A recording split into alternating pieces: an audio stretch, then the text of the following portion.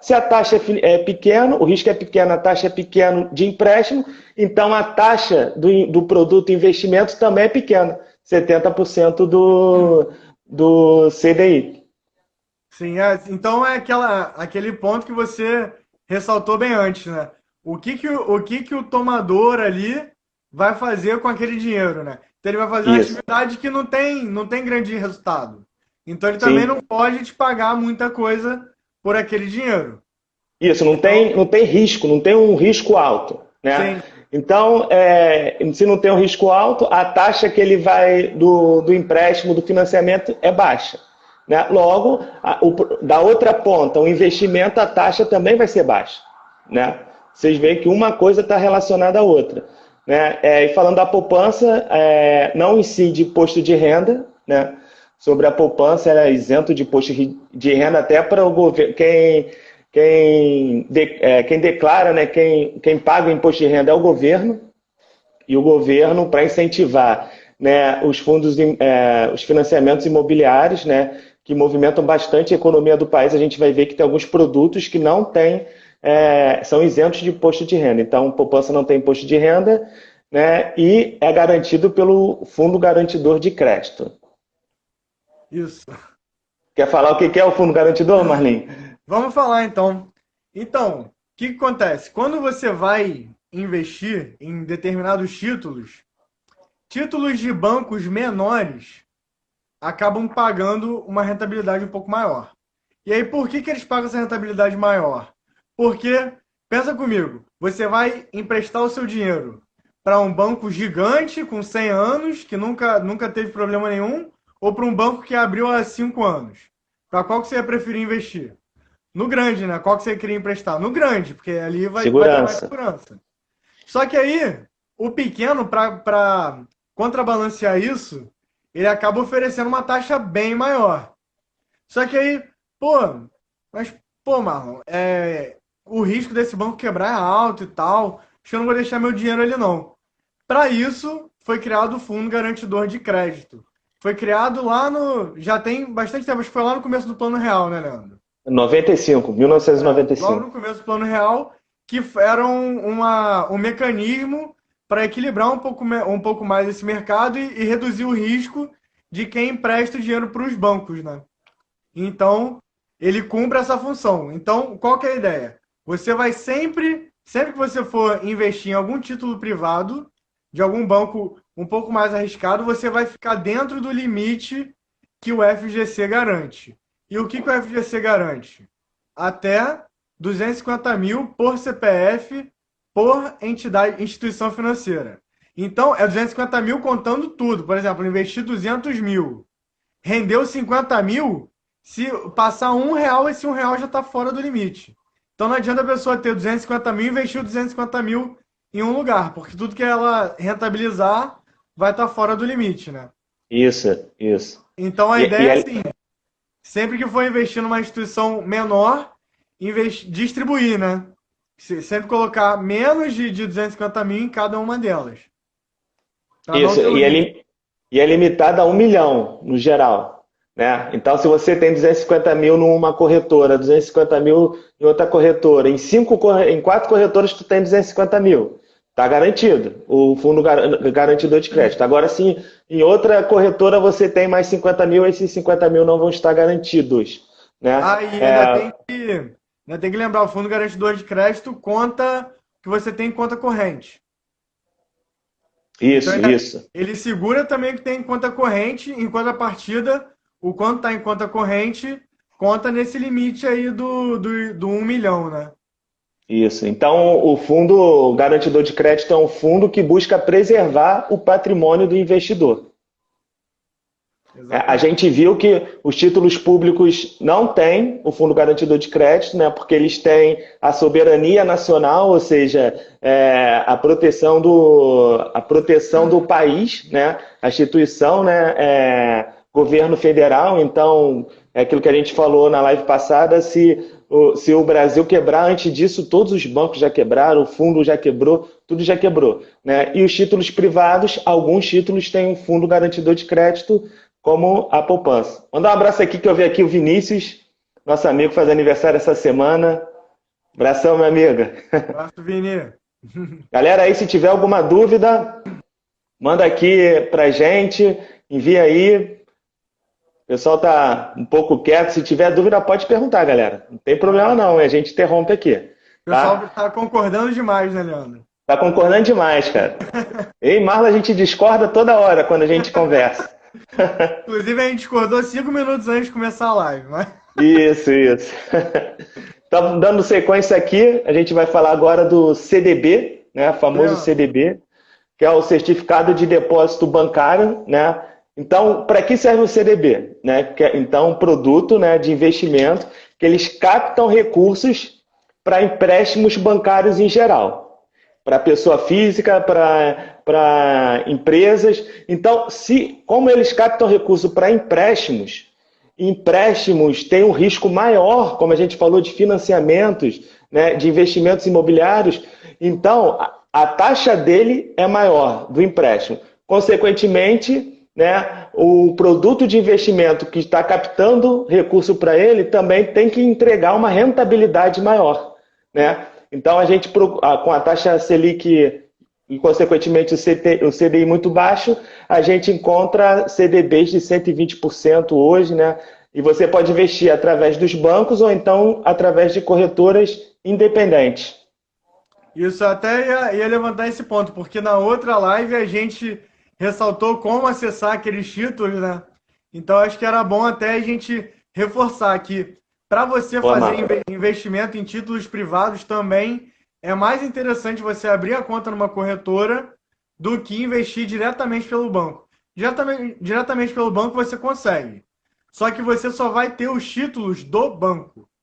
E aí provavelmente você tem a conta num banco grande, e aí o título desse banco ele paga menos do que o banco pequeno, que foi aquele exemplo que a gente deu anteriormente. Então é a melhor opção, por exemplo, CDB vão ter vários, não existe um CDB por banco. Várias Então, exatamente. instituições. Então, quando você abre a conta na corretora, você tem acesso a diversos CDBs de diversas instituições. Então, às vezes, na mesma instituição tem 3, 4 opções de CDBs para você investir. Então, por isso que torna o investimento via corretora mais interessante, porque você tem aquela prateleira de opções. É igual quando você vai lá no site de tênis e tem lá todos aqueles tênis lá para você escolher qual que você vai comprar. Então, é exatamente igual. Não, e se você for uma loja específica de tênis, por exemplo, se tu for numa Centauro, tu consegue promoções, pode pagar em 12 vezes. Agora, se tu for numa marca específica, como a Adidas, só na Adidas, tu vai conseguir parcelar em 4 vezes, e de vez em quando tá até mais caro, Só porque tem o lá só tem tênis da Adidas. Adidas. E só tem o Exatamente. tênis lá. Isso. Agora, numa loja que você encontra Nike, Adidas, Reebok, aí eles têm que oferecer uma atratividade maior. E é assim que funciona na corretora, numa corretora independente. Ela tem vários produtos na sua prateleira para você escolher. Exatamente. E aí ainda tem a questão do tempo, né, Leandro? Porque isso a gente constantemente vem falando, então é um ponto que sempre tem que se levar em conta. O tempo, o prazo para o resgate. Por quê? Porque o que acontece? Quando o prazo para o resgate é menor, a taxa que é prometida a quem tá emprestando dinheiro para a instituição é menor. Porque o risco acaba sendo menor, porque o Brasil de amanhã é muito mais fácil de prever do que o Brasil daqui a 5 ou 10 anos. Então, o que Sim, acontece? Quando você vai investir num título desses que tem rentabilidade diária, ele vai te pagar 100% do CDI, por exemplo. Se você investe num que é para um ano, provavelmente ele vai pagar ali 120 no máximo.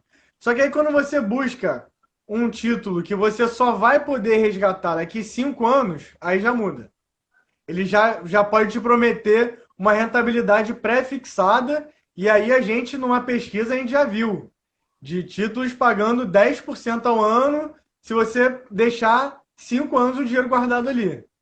E eu isso. vi até há pouco tempo 13% ao ano, sendo de 8 anos. Então você vê que quanto maior o prazo que você deixa ali, maior acaba sendo o quanto ele vai prometer te pagar no final no vencimento do título, né? Isso, você perde liquidez, mas ganha em rentabilidade, né? Exatamente. Legal, legal. Então, dando sequência aqui, né? Então a gente falou do CDB, né? Que a gente vê os bancos oferecendo muito. Agora, não sei se na minha relação aqui está LCI e LCA, né?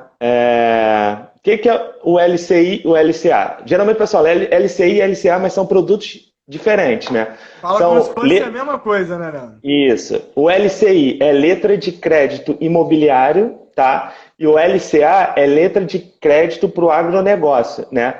Então, qual o objetivo desses investimentos, né? Por que a instituição financeira vai ofertar esses investimentos, tá? Eles vão ofertar para captar recursos para financiar o desenvolvimento, o LCI imobiliário, letras de crédito imobiliário, e o LCA para o desenvolvimento agrícola, né? Capta recursos para financiar o desenvolvimento agrícola, certo? Aí comparando com o CDB, né? O que tem mais risco? Você emprestar dinheiro para as pessoas físicas, empresas, ou então emprestar para o setor imobiliário, para o setor agrícola, que muitas das vezes é incentivado pelo governo.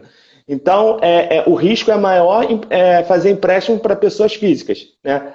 Então, se o risco é maior, né, o empréstimo tem taxas maiores, consequentemente, o investimento CDB tem taxa maior, né? Então, o LCI e LCA, como o risco é menor, né? Então, consequentemente, o investimento que capta recursos para incentivar, né, esses setores tem uma taxa menor do que a do CDB, uma taxa de retorno menor do que a do CDB, né? Mas só que tem uma pegadinha aí. Por que acontece?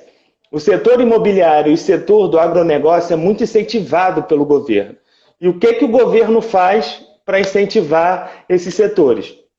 Ele isenta, né, o investidor de pagar um imposto de renda desses produtos, né? Então, o CDB, você paga um imposto de renda regressivo, né, a tabela regressiva, que a gente falou aqui na última live, dando uma recapitulada, até 6 meses. Você paga a taxa do imposto de renda de 22,5% sobre o lucro, né, de 6 meses a um ano, 20%, de um ano a 2 anos, 17,5%, e a partir de 2 anos, a alíquota mínima de 15%. Tá? Só que no LCI e LCA você é isento. Então a sua rentabilidade bruta é igual à sua rentabilidade líquida, né? Então se você tem um CDB de 100% do CDI, tá? Aí você vai comparar com o produto LCI e LCA, que rende 85% do CDI. Legal? Então você comparando, você vai falar, pô, eu vou aplicar no CDB, porque ele entrega 100% do CDI. Mas cuidado, porque você ainda vai ter que aplicar nesse CDB, você vai ter que descontar o imposto de renda, né? Então, talvez, se você deixar na alíquota mínima 2 anos, se você descontar, vai ter 85%. A mesma coisa do que a LCI e LCA. Então, se ele pagar antes, né, ele vai ter uma rentabilidade menor do que o LCI e o LCA. Então, você tem que ver o prazo quando você comparar esses dois tipos de produtos. Isso, e ainda tem o vencimento do LCI e do LCA, né? Pô, tem Isso. LCI de maior prazo e menor prazo. Então, se for de um ano, talvez até valha a pena você ir direto no CDB, né? Se você for esperar mais tempo para resgatar, porque aí vai acabar tendo uma rentabilidade maior, porque o desconto do imposto de renda vai ser menor, né, Leandro? Não, tu falou ir no CDB e na LCI e LCA, né? Não, por exemplo, se o LCI for de um ano e a pessoa escolher manter por mais tempo o investimento, ele vai acabar Sim. Se for a mesma. Dependendo de quanto for, você tem que calcular. Dependendo de quanto for a rentabilidade ali, né? Eu estava pensando nesse seu caso de 85% contra 100%. Isso. Então você tem que tem que calcular, ver o seu prazo e lembrar, pô, LCI e LCA é isento de imposto de renda.